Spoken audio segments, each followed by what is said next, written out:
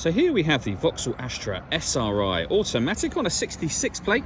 I'm going to start off by showing you around the outside of the car, and then we'll hop in and run through some controls on the inside. But from the outside, you can see it's a 5-door car with alloy wheels. Let's start off inside the boot and then work our way around the rest of the car from there. So as we approach the boot, you can see we have reversing sensors. Plenty of boot space as well, along with that 60/40 split folding rear seat, should you wish to increase this space even further.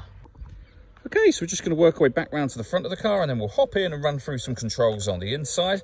But now that we've done a full circle of it, you can see it's in excellent condition the whole way round.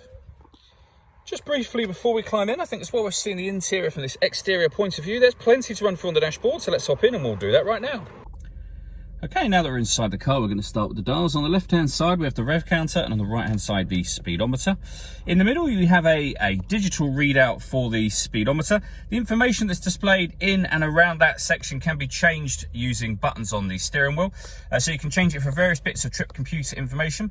At the bottom of that section, you can see the total miles for this car, which are 13,748. If we work our way out to the steering wheel, on the right hand side we have buttons that change that information that I just mentioned, as well as stereo controls. And on the left hand side we have cruise control and speed limiter, as well as forward collision warning. There's a video that shows what forward collision warning is and how it works that you can find both on our website and also on our YouTube channel as well. We'll work our way over into the central area now. In the centre we have the touch screen. That includes satellite navigation. There's a full video that shows how this works, which you can find on our website and again on our YouTube channel. When it comes to music in this car, we have DAB digital radio.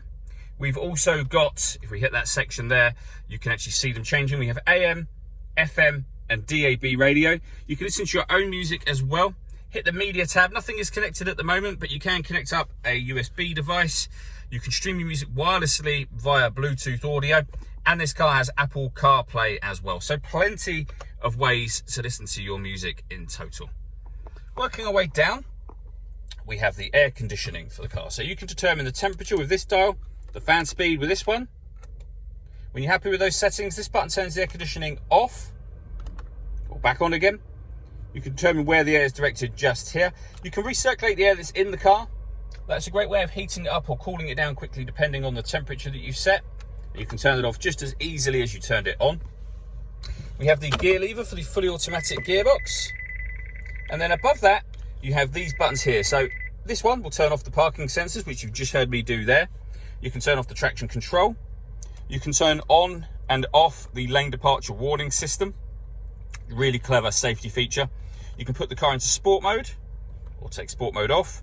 And you can turn off the stop and start. This car is designed to cut out when it's stationary in traffic to save you fuel.